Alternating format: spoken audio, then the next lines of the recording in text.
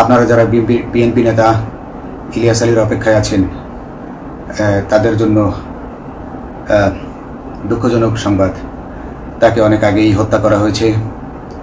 তাকে পতেঙ্গা সমুদ্র সৈকত দিয়ে কড়া পাহারায় সাগরের মাঝখানে নিয়ে স্পিডবোটের মাধ্যমে মুখে পলিথিন পেঁচিয়ে হত্যা করে তার পেট ছুরি দিয়ে ছিদ্র করে তাকে পাথর দিয়ে বেঁধে সাগরে ডুবিয়ে দেওয়া হয়েছে। শুধু ইলিয়াস আলী নয়, অনেক নেতার সন্ধান যারা আজও পাননি। কিছু মানুষ তো আয়না ঘর থেকে উদ্ধার হয়েছে, কিন্তু যাদেরকে আপনারা পাননি তাদের সবার এই করুণ পরিণতি হয়েছে। আমি যদিও তারা এই কাজগুলো অতি গোপনে করত এবং র্যাবের অন্যান্য শাখার কর্মরত কর্মকর্তা কর্মচারীরা এটা জানতো না, কিন্তু আমি অত্যন্ত বিচক্ষণভাবে আমি এই খবরগুলো নিতাম, কারণ আমি জানতাম এগুলো একদিন আমি প্রকাশ করতে পারবো। এবং এই দিনটার অপেক্ষায় ছিলাম আজকে এত বছর, মানুষের কাছে সত্য প্রকাশের। বাংলাদেশের মানুষ জানুক যে কারা খুনি, কারা এত মানুষকে গুম খুন করেছে, এই দেশ থেকে এই দেশে ত্রাসের রাজত্ব কায়েম করেছে। তারা মাদকের ক্রস ফায়ারের নামে যে হত্যা ট্র্যাডিশন চালু করেছিল, এই ট্র্যাডিশনের উদ্দেশ্য ছিল বিরোধী দলের লোকজনকে হত্যা করা। কারণ পুলিশ এবং সেনাবাহিনীর অনেকেই মানুষ হত্যা করতে ভয় পেত, তারা এটাতে অভ্যস্ত ছিল না। অনেকেই অনেক সাহসী, কিন্তু একটা মানুষকে হত্যা করার পর তারা আর ঘুমাতে পারতো না, তাই তারা এসব কাজ করতো না। কিন্তু খুনে হাসিনা কিছু মানুষকে এভাবে হত্যা করতে করতে পুরস্কৃত করার মাধ্যমে হত্যা করতে অভ্যস্ত করে ফেলে। তারাই এই গ্রেফতারকৃত এই গুমকৃত মানুষদেরকে গুলি করে হত্যা করত। এবং তারা এতটাই নিষ্ঠুর যে তারা এক একজন কয়েক শত করে হত্যা করেছে। এবং এই মানুষগুলোর সংখ্যা বেশি নয়, কারণ সবাই লাশ দেখতে পারে না। একটা মানুষকে খুন করার পর লাশের যে ছটফটানি এবং মাথায় গুলি করার পর মাথার যে বিকৃত অবস্থা, এই জিনিসগুলো অনেকেই আমরা সহ্য করতে পারি না। তাই আমাদের মধ্য থেকে কিছু হায়নাকে বেছে নিয়ে তারা একটা টিম গঠন করে। তাদেরকে র্যাব সদর দপ্তরে বেনজির আহমেদ প্রতি মাসে পুরস্কার দিতে ডাকতেন এবং প্রত্যেকটা র্যাবের বিভিন্ন শাখায় এরকম দু একজন রাক্ষস ছিল যারা মানুষকে শুট করত, গুলি করত, হত্যা করত এবং গুম করত। তারা এখনও আছে। তাদেরকে আমি নতুন সরকারের কাছে দাবি জানাবো, তাদেরকে বের করতে হবে, তাদেরকে বিচারের আওতায় আনতে হবে। না হলে এত শহীদের বিনিময়ে যে ফ্যাসিবাদ থেকে, যে স্বৈরশাসন, যে খুনি হাসিনার হাত থেকে আমরা মুক্তি পেয়েছি, সেই মুক্তির প্রকৃত মূল্য আমরা পাবো না, প্রকৃত স্বাদ আমরা পাবো না। এই খুনিদেরকে বের করতে হবে, এই খুনিদেরকে বের করে আইনের আওতায় আনতে হবে। বাংলাদেশ পুলিশ কখনোই গুলি করতে অভ্যস্ত ছিল না। আপনারা জানেন একসময় পুলিশ যে গুলি করতো না, এটা নিয়ে অনেক ব্যঙ্গচিত্র ছাপা হতো পত্রিকাগুলোতে, যে গুলি না করতে গুলি খেলনার বন্দুকে পরিণত হয়েছে। তো কিন্তু সেই নিরীহ পুলিশকে রক্তপিপাসু হিসেবে শেখ হাসিনা তৈরি করেছে। তবে সবাই নয়, কিছু কিছু মানুষ। আপনারা দেখেছেন এবং এই আন্দোলনের ভিডিও ফুটেজ দেখলেও দেখবেন যে কয়েক শত পুলিশের মধ্যে কেবলমাত্র কয়েকজনই জনতার দিকে গুলি ছুড়ছে। তো আপনারা ঢালাওভাবে পুলিশকে আপনাদের আক্রমণের নিশানা বানাবেন না। নতুন সরকার অবশ্যই এর বিচার করবে। আমি আশাবাদী নতুন সরকারের কাছে। তারা যদি আমার কাছে কোনো তথ্য চায়, আমি তথ্য দেব ইনশাল্লাহ। এবং এই খুনিদেরকে, এই রাক্ষসদেরকে বের করতে হবে। প্রতিটি গুমের, প্রতিটি হত্যার সুষ্ঠু তদন্ত করলে এগুলো বের হয়ে আসবে বলে আমি আশা করি। এবং আমি চাই এরা ধরা পড়ুক, এদের বিচার হোক। না হলে এরা যুগে যুগে এই রাক্ষস যুগে যুগে রয়ে যাবে, আমাদের মাঝেই তারা লুকিয়ে থাকবে এবং যুগে যুগেই তারা মানুষের রক্ত পান করেই যাবে। পুলিশ বাহিনী মানুষকে সেবা করবে, এটাই হওয়া উচিত পুলিশের ধর্ম। পুলিশের ধর্ম হবে মানুষ পুলিশের জন্য, পুলিশ মানুষের জন্য। উন্নত রাষ্ট্রের পুলিশ যেভাবে, মানুষ যেভাবে পুলিশকে ডাকলেই পুলিশ 5 মিনিটের মধ্যে ছুটে যায়, তাকে সাহায্য করে। আমরা বিভিন্ন ভিডিওতে দেখি যে পুলিশ হাঁসের বাচ্চাকে রাস্তা পার করে দিচ্ছে, একজন অন্ধ মানুষকে রাস্তা পার করে দিচ্ছে। বাংলাদেশের পুলিশ এমনটাই করতে চায়, আমরা এমনটাই করতে চাই, কিন্তু সেই পরিস্থিতিতে আমাদেরকে রাখা হয়নি। আমাদেরকে রাখা হয়েছে দৌড়ের উপর, আমাদেরকে রাখা হয়েছে বিভিন্ন অন্যায় কাজের উপর, বিভিন্ন অন্যায় আদেশের উপর। কেউ যারা মেনেছে তারা ভালো ভালো জায়গায় পোস্টিং নিয়ে থেকেছে, যারা মানেনি তাদেরকে খারাপ খারাপ জায়গায় পোস্টিং দেওয়া হয়েছে, কারো চাকরি হয়ে হারিয়েছে, কাউকে সাসপেন্ড করে রাখা হয়েছে। আমি নিজেও একজন এমন বৈষম্যের শিকার, অন্যায় মিথ্যা মামলার শিকার হয়ে আমি নিজেও বর্তমানে সাসপেনশন অবস্থায় আছি। এবং এই সাসপেনশন অবস্থায় থেকে আমি আল্লাহর কাছে শুকরিয়া জানাই, কারণ এই সাসপেনশন থাকার কারণে আমি ছাত্র জনতার আন্দোলনের সাথে সংযুক্ত হতে পেরেছি। আমি সবসময় আল্লাহর কাছে দোয়া করেছি যে আল্লাহ, তুমি আমাকে মুজাহিদ হিসেবে কবুল করো, আমাকে জিহাদ করার তৌফিক দান করো এবং আমাকে শহীদী মৃত্যু দান করো। এবং আল্লাহ আমার দোয়া কবুল করেছেন। আমি ছাত্র জনতার সাথে এই জিহাদে অংশগ্রহণ করেছি, ছাত্র জনতা সফল হয়েছে। আমি গর্বিত, আমি এই আন্দোলনে একজন পুলিশ অফিসার হয়েও আমি অংশগ্রহণ করতে পেরেছি।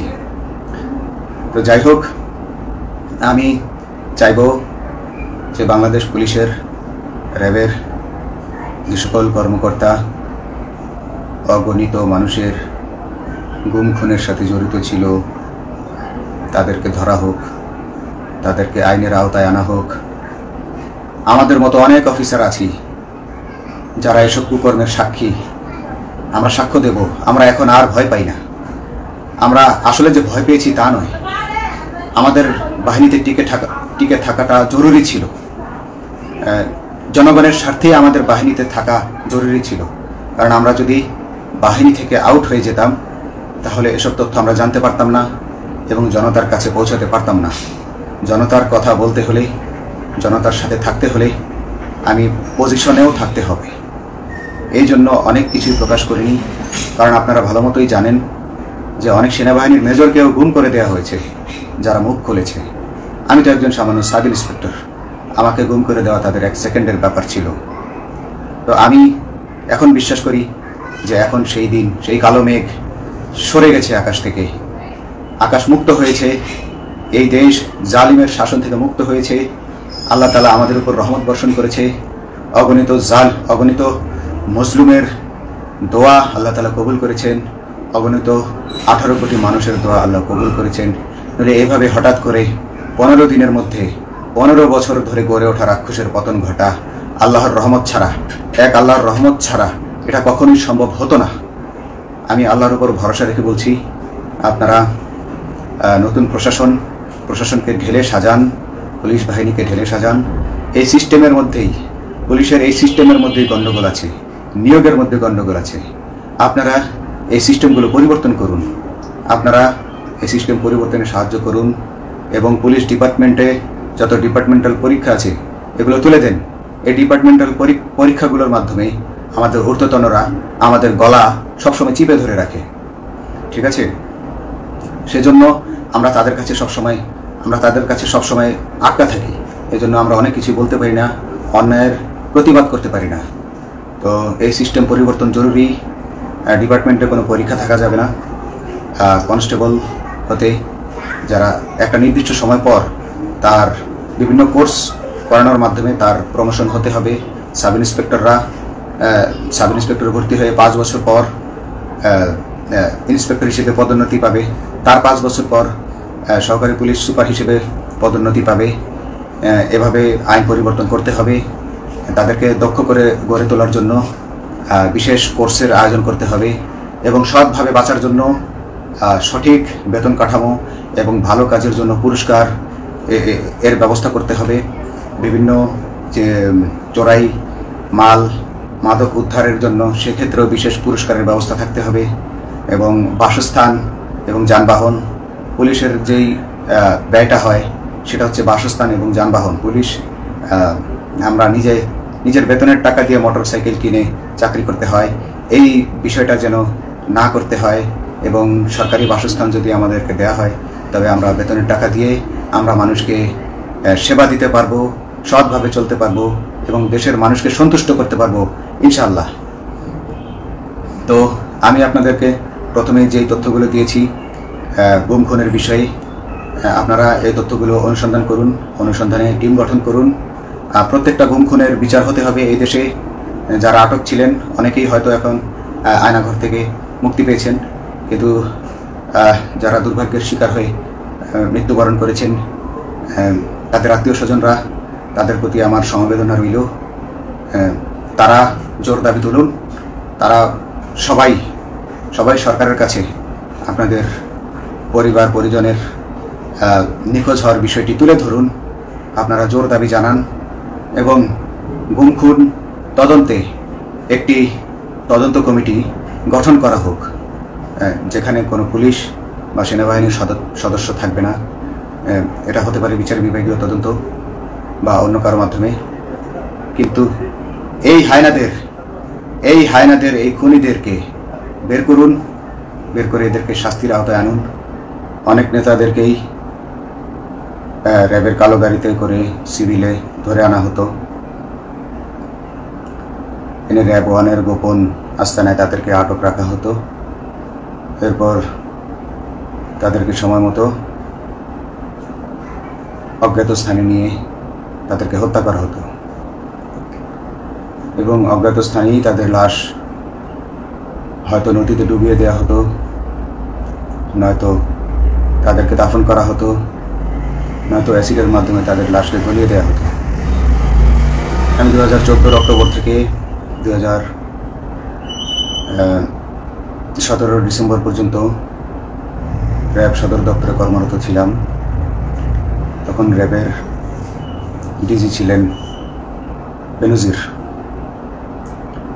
যিনি আজকে দেশের হাজার হাজার কোটি টাকা চুরি করে, পুলিশের হাজার হাজার কোটি টাকা চুরি করে পালিয়ে গেছেন বিদেশে।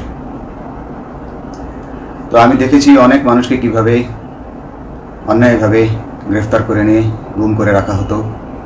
আমি রিসেপশনে ডিউটি করতাম। গুম হয়ে যাওয়া মানুষের স্বজনেরা আমার কাছে আসতো, কিন্তু আমাদেরকে কঠোর নজরদারিতে রাখা হতো। সিসি ক্যামেরার আওতায় ছিলাম, তাদের সাথে আমরা ওভাবে কথা বলতে পারতাম না, তাদেরকে কোনো তথ্য দেওয়া নিষেধ ছিল আমাদের জন্য। কিন্তু তাদের স্বজনরা আসলে এসে যখন এখানে কান্না করতো, আমি নিজেকে ধরে রাখতে পারিনি। আমি অনেকের স্বজনকেই তাদের স্বজনের গুম হয়ে যাওয়া স্বজনের পরিণতির কথা জানিয়ে দিতাম। বিশেষ করে যাদেরকে মেরে ফেলা হতো, খুন করা হতো, তাদেরকে আমি খারাপ সংবাদটা দিতাম না, কিন্তু যাদেরকে বন্দি করে রাখা হতো, যেমন বিএনপি নেতা সালাউদ্দিন আহমেদকে যখন অ্যারেস্ট করে আনা হলো, তিনি অ্যারেস্ট করার সময় ধস্তাধস্তিতে মাথায় আঘাত পেয়েছিলেন। তাকে র্যাব 1-এর গোপন কক্ষে আটক করে রাখা হয়েছিল দীর্ঘদিন। এরপর তাকে একসময় ভারতে পাচার করে দিয়ে আসা হয়। তাকে অজ্ঞাত কারণে হত্যা করা হয়নি। তার ফ্যামিলি এসেছিল, তার স্ত্রী হাসিনা আহমেদ, তার ভাই গিয়াসউদ্দিন আহমেদ। ওনারা আমার কাছে বেশ কয়েকবার এসেছেন। আমি কয়েকদিন ওনাদের এই উদ্বেগ উৎকণ্ঠা আমার সামনে বসে কান্নাকাটি দেখে আমি থাকতে পারিনি। আমি ওনাদেরকে কৌশলে আমার ফোন নাম্বার দিয়ে আমি ওনাদের সাথে দেখা করে ওনাদেরকে জানিয়ে দিই যে সালাউদ্দিন সাহেবকে হত্যা করা হয়নি, উনি জীবিত আছেন এবং ওনাকে হত্যা করার সিদ্ধান্ত নেওয়া হয়নি। এই সিদ্ধান্তগুলো যিনি নিতেন তিনি হচ্ছেন বর্তমানে মেজর জেনারেল জিয়াউল হাসান, যাকে আজকে অব্যাহতি দেওয়া হয়েছে। শুধু অব্যাহতি যদি দেওয়া হয়, তাকে যদি বিচারের মুখোমুখি করা না হয়, তাহলে এই আন্দোলনের, এই স্বাধীনতার কোনো মূল্য থাকবে না। আমি আজকে আর কাউকে ভয় পাই না। আমি আজকে বিশ্বাস করি যে আজকে আমাকে এই সত্য বলার জন্য কেউ গুম করে দিতে পারবে না, এই সত্য বলার জন্য কেউ আমাকে অ্যারেস্ট করবে না। সেই কারণে আমি বুকে সাহস নিয়ে আজকে কথাগুলো বলছি।